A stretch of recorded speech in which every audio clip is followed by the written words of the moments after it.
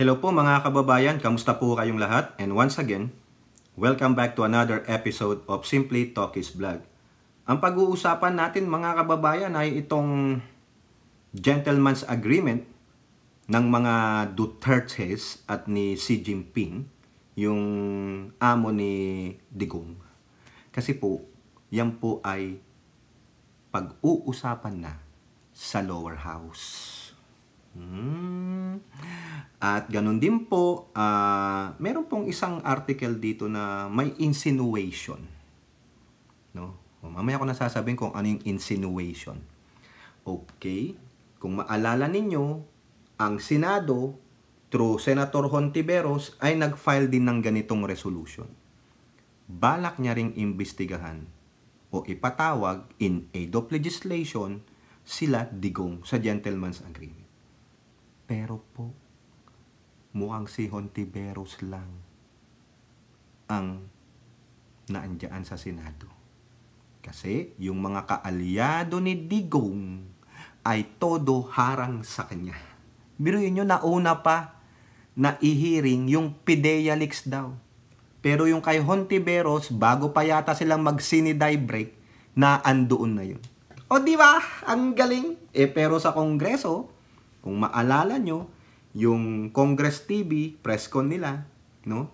Nandun pa nga si Speaker Martin Romualdez, sinabi niya, go ahead. Make our day. Imbestigahan nyo na. Sino ipapatawag daw doon? Sabi ni Pangulo, ni Speaker. Yung mga dating gabinete ni Digong. Si Medel Dia. Yung dalawa niyang maiingay, mga talakitok na, ano ba na yun, press secretary? The likes of Roque and Panelo na nag-aaway. Sila nag-aaway, di ba? O ngayon, papakita ko lang po sa inyo mga kababayan, ito po yung resolution, House Resolution, na i-file ng 1st District ng Zambales na si Representative Jefferson Conghun. House Resolution number 1684. Ito naisama na natin to sa ating vlog. A resolution to call on a thorough investigation in aid of legislation on the reported gentleman's agreement between former President Duterte and Chinese President Xi Jinping. O yan na po, no? Ito na yung pinapa-open ngayon sa Kongreso, no? Binigyan na ng go signal yan ni Speaker Martin. Okay? Pero bago po tayo magpatuloy, tayo po ay magbibigay-pugay at pasalamat sa lahat ng ating channel members, followers, subscribers, nagla-like at nagsishare ng ating videos, sa mga nagbi-video replay, sa mga nagsishare ng kanilang blessings through super thanks, super sticker, super chat, at ganun din po sa mga katulong natin sa chat box tuwing meron tayong video premiere, kung meron lang po. Okay, hindi ko na po kayo maisa-isa kasi ang dami nyo haba lang yan. Basta nandiyan kayo, alam ko. No? So, salamat po sa inyo na at salamat sa pagtulong nyo sa pagmo-moderate, no? Yung pag-iinggan nyo ng like and share, ganyan, nakikipagbalitaktakan. Kung meron man dyan na hindi natin kabaro, no, na pro-admin, bayan nyo lang silang magkomento. Wag lang yung very foul na. Katayin nyo muna. Yung bang katayin yung paglaruan natin, no? Malay nyo, mainggan nyo sila sa katangahan nila. And then, pag ano na, saka nyo na isa ako. Okay, so dito po, with the follow-up with that of the House Resolution 1684 of Jefferson Conghun, no? Ang butihing congressman namin ng 1st District ng Zambales, itong sabi niya, pinaliwanag niya. Manila Bulletin.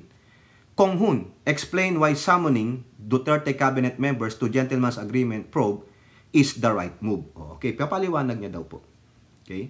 Zambales 1st District Representative Jefferson Conghun has backed Speaker Martin Romualdez's proposal to summon members of the Duterte cabinet in its probe on the alleged gentleman's agreement. Quote, we welcome this probe to get to the bottom of the issue. We want to sift the chaff from the grain, so to speak. Ikaw naman, masyado ka namang matalinhaga dyan, congressman eh. Pwede ba? Tanggalin mo na yung mga flowery words mo. Alam namin, matalino ka. Kaletsya naman to eh. Naaasar ako mga kababayan, no? Pwede naman Tagalogin para maintindihan nating mga ordinaryong Pilipino. Ito ba, maintindihan natin ito? We want to sift the chaff. O ano yon?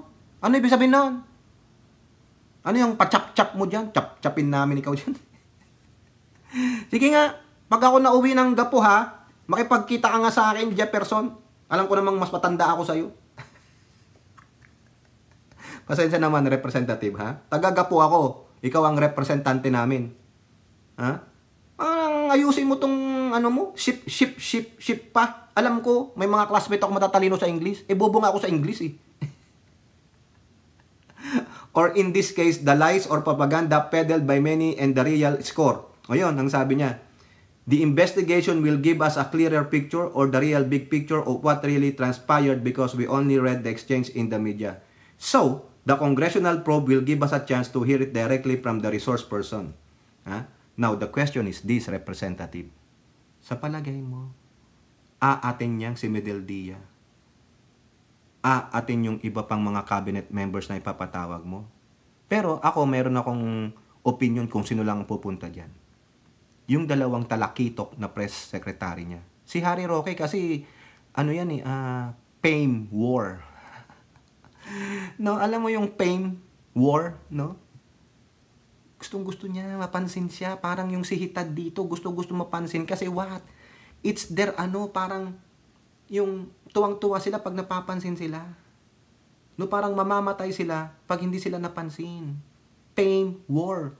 The fear of missing out will kill them. Di ba? So, yun ang gusto ni Kong Hoon. Talagang, it comes from the horse's mouth. Ano ba talaga? Doon din mapapatunayan kung sino ang mga traidor. Di ba? Oh. Now, iba naman po ang ano dyan ni Dimaporo, no?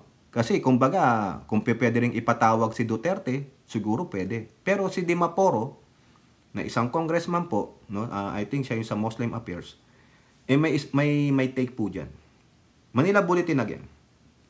Dimaporo says, there's no need for Duterte to attend West Philippine Sea Deal probe. Here's why. Although, hindi sa kinakampihan ni Lanao del Norte 1st District Representative Caleb Dimaporo si Digongong. I-explain niya. Ito po, sabi. Personally for me, I don't believe that we need the former president to determine or not whether there was a gentleman's agreement. The Mindanaoan Solon gave these remarks even as the House of Representatives was preparing to launch an investigation on the alleged pact between the former President Duterte and Xi Jinping. According to Dimaporo, Duterte's alter egos from his cabinet can already provide this confirmation in the Solons that will hold the inquiry.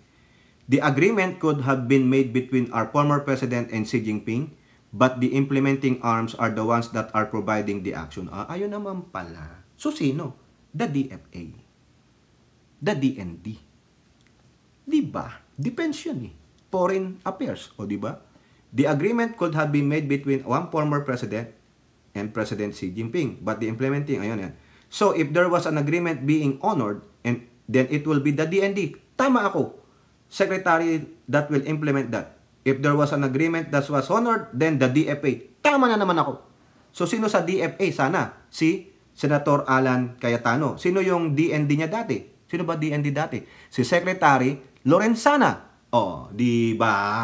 Pero sabi ni Anyo, wala naman daw siyang alam. Di ba sabi ni Digong, bakit hindi mo kausapin dyan sila Anyo at Lorenzana? Sabi ni Anyo dati, wala daw eh. Ba? So personally for me, I don't believe that we need him. Pero maganda, alam mo, Congressman Dimaporo, patawag niya. Kasi di ba master nga si Digong, matalino si Digong, matalino. Congressman matalino si Digong. Okay? So yun na lang po yung kanyang take. It's the alter ego of the President Duterte. Sino yun? The DND and the DFA. Baka alam din ni Panelo at ni Budingding. Tama ba yung Budingding? Talakitok, Harry Roque. Di ba? Okay? So, maganda yan. Antayin natin. Now, mga kababayan, eto pa.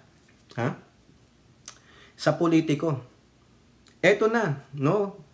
Baka daw po, yung lower house, no? Na paghihiring dyan sa gentleman's agreement ay isang, ano sabi ko sa inyo kanina? Insinuation. Ano yung insinuation? May insinuation sila eh. Ito po, yung depensa nila. Babalikan sa banat kay Marcos. Oy, House Ethics Panel to hear case versus Pantaleon Alvarez. O, ayan. Aside doon sa gentleman's agreement, ipapatawag din pala itong si Alvarez, pero hindi po sa gentleman's agreement. Sa Ethics Committee. Kasi ano bang sinabi ni Alvarez? No? Yung sedition. Nananawagan siya sa kasundaluhan na mag-withdraw ng support sa presidente. Kasi daw po ang presidente binabiolate na ang saligang batas na tayo ay dinadala sa giyera kontra China, na tayo ay pawn ng Amerika. O, diba? O ngayon, papatawag siya sa hearing. Oy, Thursday, May 2nd, mamaya. Nagaganap na ito. Baka naganap na, no? Kung mapanood nyo ito. The House Committee on Ethics and Privileges will hold a hearing on Thursday on the case filed by Tagum City Mayor Ray U against Davao del Norte Representative Pantaleon Alvarez. Alam nyo ito, mga kababayan, itong uy, yung mga uy, dyan po sa Davao, tinanggal po sila sa partidong hugpong ng pagbabago ni Tamilmil Duterte. Kasi daw, hindi na daw kasi parang sumuporta sila dun sa iniupong governor, yung vice governor, kasi yung kanilang governor ay nasuspindi.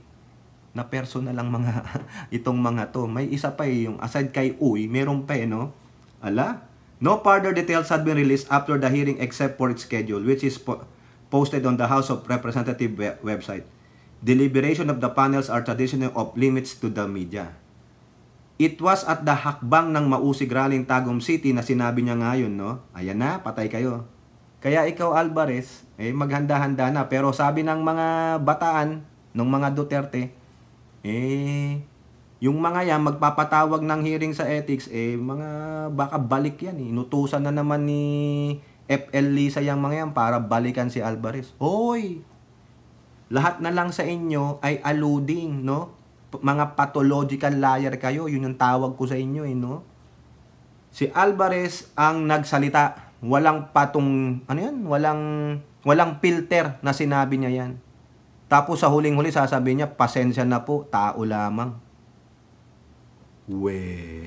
Biglang kabig, pero nasabi mo na 'Di ba? Yung intentionin, binigay mo muna sa ka nag-sorry, hindi ka muna nag-isip. 'Di ba? O yan ang napala mo. Mabuti nga sa'yo.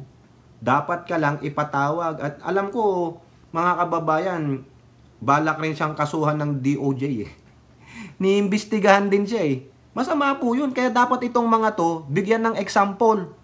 Kasi hanggang ngayon, wala po nabibigyan ng example. Yung pangil ng batas natin, wala. Kasi yung magpapatupad ng batas, walang pangil. Kasi nauunahan ng takot ng dapat nilang imbestigahan o ulihin. Diba? Tingnan nyo si Bantag hanggang ngayon, di makita. Pero sabi ng DOJ, may idea na sila kung nasaan si Bantag. Si Quiboloy hanggang ngayon, defiant. Pero nakakapagpalabas ng audio-video, nagbe-birthday pa. Walang idea, namatay po yung issue kay Quiboloy. Ano ang issue? Napunta sa PIDEA Leaks. Kita nyo yon? Ang galing nila, di ba? O ngayon, dapat, hindi yung PIDEA Leaks ang anuin natin. I-bombard natin ito sa kanila, ibalik natin sa kanila. Nasaan si Quiboloy? Wala. Gentleman's agreement. Yung panunupil daw ng karapatang pantao nila. Talaga? Diba? Mga pathological liar lang. Itong kay Alvarez, sedition sa ethics. Dapat yan, matanggal yan Sabi nga, we miss you, sir. Hindi pala nag-a-attend Wala pala sa kongreso paano ka sumasahod? Pala absent ka pala doon. Ano reason mo? May sakit ka ba? Paano ka nagkasakit? Umaating ka ng mga maisog rally. Diba? Ano alibay mo? Diba? Sabi nga ni Representative Ortega ng La Union, we miss you, sir. Dami mo absent sa plenary. Sa plenary, balangkasan ng batas, boboto. Paano ka bumoboto? Representative mo? Dapat sila na lang ang gawing representante ng bayan mo. Wag ka na, dahil useless ka Wala kang kaalam-alam dun sa batas na binabalangkas Pero sumasahod ka. Diba sayang? It's a waste of taxpayers' money, yung moron. Kaya tama lang to na imbestigahan ka. Tama rin dapat na ipatawag si Digong. Diyan sa gentleman's agreement, ang tanong, a-attend ba yan? Hindi yan. Sasabihin niya lang, sino ba kayo? Ha? Mga congressman lang kayo. Former president ako. Mas matalino ako sa inyo. May master's degree ako. Ganito nga ang teacher ko sa political science. Ganito nga ang aking professor sa ganito. Tapos kayo, congressman lang kayo. Sino kayo? Mas matagal akong naging politiko, prosecutor ako, mayor ako, naging presidente pa ako. Sino kayo? Ganun, di ba? Pero yun, nakapentaning. Di ba? So good luck. Good luck sa mga young guns natin na mga maghihiring dyan sa gentleman's agreement ni Digong at ng kanyang among si Xi Jinping. Tingnan natin kung pupunta yan. Di ba? Oh. Baka tumulad lang yan kay Kibuloy. No? Dalhin nyo sa tamang forum. O di ba? Ang galing Dalhin nyo sa tamang forum. Di ba, ano kayang legislation ang magagawa nila Kong Hun dyan, no? In aid of legislation? O sige, anong legislation? Sasabihin lang ni Duterte. Wala. Mga tanga naman yan, mga bubo. Ako nga, may master ko yan. Saan ka master? Sa Bator. Master Incubator? O, ito namang si Alvarez. Yan na naman ang banat nila. Balik daw yan, no? Yan yung revenge ni FL Lisa kasi sa kanyang seditious, no? Balik kay Marcos. Biruin nyo. Lahat na lang ng nila. Si Pangulong Bongbong Marcos o si First Lady ang may kasalanan. Parang napaka-perfecto nitong mga to, no? Parang feeling nila, kami lang ang tao sa Pilipinas. Wala nang iba, kaya dapat kami ang mamahala. Nek-nek ninyo. Kaya tama lang to. Kayo ba, agree ba kayo na ipatawag ito sa Ethics and Privileges Committee ng House? Ako po okay yan, no? Marami pong nagalit na kapwa niya mambabatas dun sa sinabi niya. Kasi po sumusuporta po ang karamihan ng mga mambabatas lalo na sa lower house sa ating presidente. Suportado nila. Alam nila ang layunin ng pangulo. Pero itong mga kampo ni Duterte at ni Quiboloy, may tawag nga ako diyan DQS na yung mga yan. May DBS, may DQS, may DDS, may DS. Sa akin yung DQS, Duterte Quiboloy supporter. O di kaya, The Devil's Queen supporter. Sino yung mga yon? Duterte at Quiboloy. Yung Prime Minister ni Baal at yung right hand ni Baal. Nagsama. Kaya what happened? The Devil's Queen. Sino yung queen? Di si Quiboloy, di ba? Amoy palmolive. Sino yung supporter? Sila Alvarez, sila Roque. At yung mga gago nilang mga vloggers, influencer na mga tanga-tanga. Biruin nyo, may isang vlogger. Sino ba yun? Pinanonood ko kay Boss Mike Cervera Itong si Boss Mike dami alam Pinanonood ko. Nakita ko, sabi ko, teka muna, kaibigan niya yan Nakita ko pa yun sa isang vlog ni Boss Mike na kasama niya, driver niya yata o ipinagda-drive niya, kasama niya. Tapos pinanonood niya, mukhang DQS. Nandun sa Maisog rally sa Bulacan na hindi natuloy. Ang sinisisi ba naman ang pamalaang Marcos doon sa pagkakakansela ng kanilang rally? Sige nga, Boss Mike, sino ba yon? Hindi ko kilala yun. Di ba? Boss Mike Cervera, kino-call out na kita. Pwede ba? Pagsabihan mo yung mga kaibigan mo, gumamit ng ganito at maglabas ng ebidensya. Ha? Nagbablog siya, pinakita niya yung sign na this is a private property. O, sino nagsulat? Yung lawyer nung may private property. Tapos sasabihin, panunupil ng pamalaang Marcos. Private property. Anong kinalaman ng pamalaang Marcos dyan? Ano ang ganap? Ibig sabihin, tinawagan ni Pangulong Marcos yung may-ari ng lupa at tinakot o nasa ng ebidensya? Bakit hindi sinabi ni Attorney Jose Cruz yun? Ha? Tinakot kami ni FL Lisa Tinakot po yung may-ari. O di sana ganun ang sasabihin ni Attorney Jose Cruz. Kung talagang alam niya, sinabi nung may-ari na wag. Kasi tinakot ako ng Malacanang ni FL Lisa. Hindi po ganun ang sinabi. Ayaw na ng may-ari. Pero kayo, na mga vlogger influencer, no, at ibang mga tangang mga Duterte minions, inaalod nyo kasi yun ang naratiban ninyo eh. Sinabi ka agad sa inyo, itong sasabihin nyo ha, gawa-gawa ito ni Lisa. Pero hindi naman kayo nakakita ng ebidensya, naniwala lang kayo sa sinabi. Oh, di ba? Boss Mike? Tama ako, mali ako. Di ba? Yung kaya yung nagbibideo na yon, sinasabi niya, pamalaang Marcos daw may kasalanan. Pakita mo kami ebidensya. Private lot, privately owned, paano naging government yan? Di ba? Pangalawa, hindi sinabi ng lawyer na tumawag ang Malacanang sa may-ari sa pamamagitan ni Lisa na huwag niyong pagganap yan. Wala kayong mapakitang ebidensya eh. It's just your word. Di ba? Kasi yung bunganga nyo nakakalason. Kaya kayo lason na lason sa sarili nyong bunganga. Bakit? Naniwala lang kayo dun sa sinabi ng poon ninyo, pero wala naman kayong mapakitang ebidensya. Alam nyo naman yan. Sa panahon ngayon, ang labanan, ebidensya. Hindi po ito tulad nung 1960s. Na hindi pa gaanong gamit na gamit ang teknolohiya. Kaya wag nyo kaming gaguhin. No? Ang yayabang nyo pa eh. Wala naman. Di ba? Ba't di mo na lang iuntog yung ulo mo dun sa sign? Para tumino sa utak mo. This is a privately owned company, no trespassing, o tapos. Pero iba eh, sa kabila, dito, no? Dito, yung utak niyan, ito, sinasabi ko na sa vlog ko dati, yung utak ng mga vlogger ng mga Duterte at influencer nila. Ha?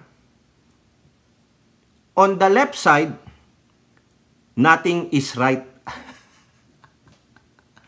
And on the right side, nothing is left. Di ba, Boss Mike Cervera? O, kaibigan mo yan. Pakiuntog na lang yung ulo dun sa sign. Magalit sila kung magalit sila sa akin. Pero, pakitaan nyo ako ng ebidensya na ang nagbawal doon sa inyo na wag magtuloy ang rally ng maisog ninyo ay ang First Lady o ang Presidente.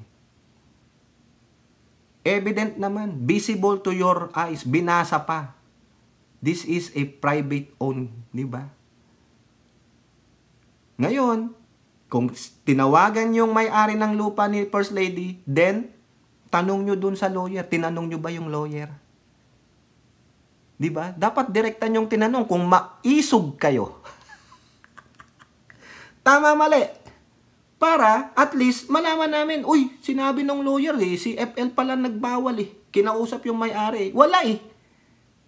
Di ba? May mga video. Binibidyo ninyo.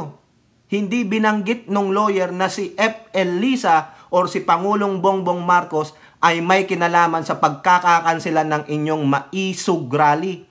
Sinong may kinalaman sa pagkakansilan ng inyong rally? Ha? Yung presidente ninyong gago. Si Digong. Si Prime Minister ni Baal. Sino nag-cancel? Di ba siya? Oh. Tapos sasabihin nyo kagagawan ng palasyo? Gago. Wala nga kayong ebidensya eh. Sige, debunk nyo ako. Mga putang ina ninyo. Di ba? Ito yung mga tanga talaga. Mga bobo talaga. Dahil lang sa pagiging panatiko kay Digonggong na Prime Minister ni Baal, i-echo nila yung sinasabi ni Harry Roque. Oy, tanong ko nga sa inyo. Ulitin ko yung tanong ni Poon ninyo doon sa isang nagtanong sa kanya sa isang press conference. Do you know the personality of Harry Roque? Boss Mike, sabi mo doon sa kaibigan mo, do you know the personality of Harry Roque? If you don't, so do I. Tangina naman talaga. Di ba, Boss Mike? Kala mo, hindi ako nanonood sa'yo, ha? Hindi lang ako nagko-komento. Kala mo. Ikaw ka, di ka nanonood sa video ko, eh. Paabot nyo nga to kay Boss Mike. Boss Mike Cervera, ha? Yung mga kaibigan mong mga dedesyet, pakiuntog mo nga yung... Sabi ni Simple Toke, si untog ko daw kayo dun sa sign. Di ba? Peace. Boss Mike, peace. Hindi po si Boss Mike ang binibira ko. yung video na pinakita niya, kaibigan niya daw yun. Which is true, mga kababayan. Which is true. Kala mo, Boss Mike, di kita pinanunood, ha? Hindi, okay po yan si Boss Mike. Magkakape nga kami pag nagkita kami niyan sa Pinas, eh. Pero, Boss Mike, pag may kape, may chicks. Tama ba yun? Pag may kape, may chicks. Di ba, ay chong? Kami mo nga kay Boss Mike yun. Okay na, tama na po tayo kay Boss Mike. Baka magalit sa akin, sasabihin niya, bauninam. Simple talkies, bauninam. Kala mo, Boss Mike, Pangasinese po kami. Kaya naintindihan kita. Sabi si Boss Mike, okay ninam. Uy, huwag kang ganyan. Ilocana misis ko. Alright. Okay, kayo po mga kababayan na masasabi nyo dyan, comment down below. And don't forget to like and share. Hope to see you on the next videos. Bye-bye. God bless.